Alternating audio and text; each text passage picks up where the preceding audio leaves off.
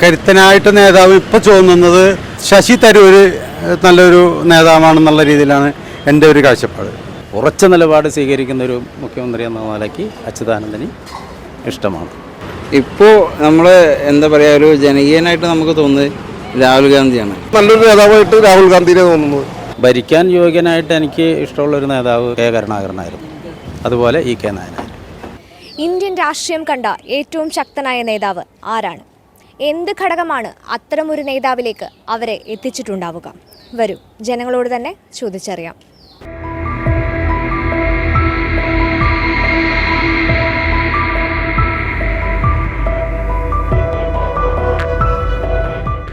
സമകാലിക ഇന്ത്യൻ രാഷ്ട്രീയത്തിലെ ശക്തനായ അല്ലെങ്കിൽ കരുത്തനായ രാഷ്ട്രീയ നേതാവെന്ന് തോന്നുന്ന നിലവിൽ ആരാണ്? രാഹുൽ ഗാന്ധി.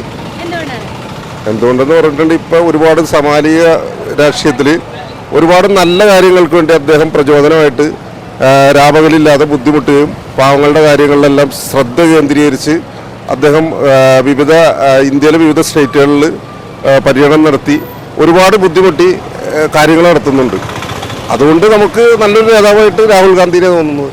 ഭരിക്കാൻ യോഗ്യനായിട്ട് എനിക്ക് ഇഷ്ടമുള്ളൊരു നേതാവ് കെ കരുണാകരനായിരുന്നു. എല്ലാവരും ചേർത്ത് പിടിച്ചുകൊണ്ട് പോകാൻ ഒരു നേതാവെന്ന നിലയ്ക്ക് അഭിമാനിക്കാവുന്ന നേട്ടങ്ങൾ ഉണ്ടാക്കിയിട്ടുള്ള ഒരു വ്യക്തി എന്നുള്ള നിലയ്ക്ക് എൻ്റെ പ്രിയ നേതാവ് കരുണാകരൻ. ഞാൻ രാഷ്ട്രീയക്കാരനല്ല, എൻ്റെ അച്ഛനൊരു കോൺഗ്രസ്സുകാരനായിരുന്നു, പക്ഷെ എനിക്ക് രാഷ്ട്രീയമില്ല. ഭരണം കണ്ടതിൽ എല്ലാവരും ചേർത്ത് പിടിച്ചുകൊണ്ട് പോകാൻ കഴിവുള്ളൊരു നേതാവ് പുള്ളിയായിരുന്നു, അതുപോലെ ഇ കെ നായനായിരുന്നു. രണ്ടുപേരും കട്ടയ്ക്ക് കട്ടയാണ്. പിന്നെ ഉറച്ച നിലപാട് സ്വീകരിക്കുന്ന ഒരു മുഖ്യമന്ത്രി എന്ന നിലയ്ക്ക് അച്യുതാനന്ദന് ഇഷ്ടമാണ്. ഇത് മൂന്നും പറഞ്ഞു കേട്ട് കഴിയുമ്പോൾ നിങ്ങൾക്ക് തോന്നുന്നുണ്ടാവും ഇപ്പോഴത്തെ മുഖ്യമന്ത്രിയെ നിങ്ങൾക്ക് ഇഷ്ടമല്ല. അല്ല, തെറ്റുണ്ടോ?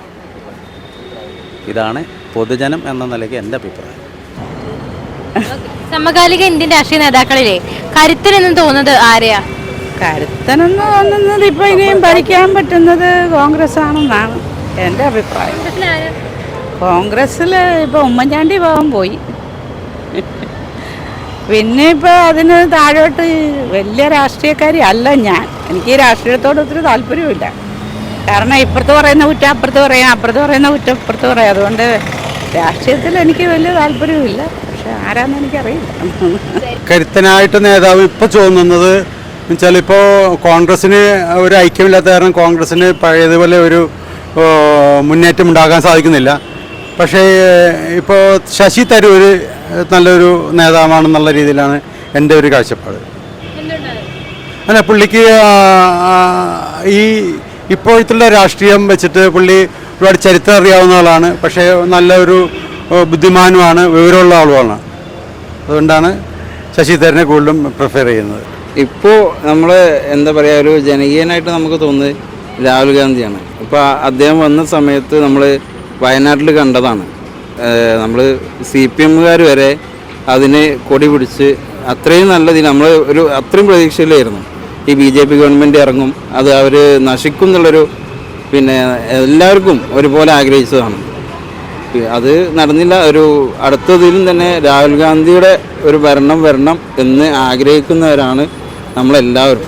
ഈ കേരളത്തിലാണെങ്കിലും ഇന്ത്യ ഒട്ടുക്കും രാഹുൽ ഗാന്ധിയുടെ ഭരണം വന്നു കഴിഞ്ഞാൽ ഒരുപാട് മാറ്റങ്ങൾ നമ്മൾ ആഗ്രഹിക്കുന്നുണ്ട്.